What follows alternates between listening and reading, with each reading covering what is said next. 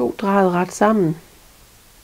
Hvis jeg strikker dem direkte, så går jeg bag ind i begge masker og strikker dem ret sammen.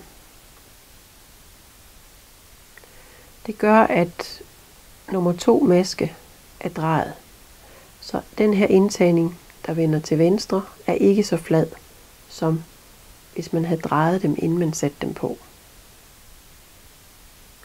Jeg går direkte ind i maskerne, men i bagerste lænke, og strikker dem.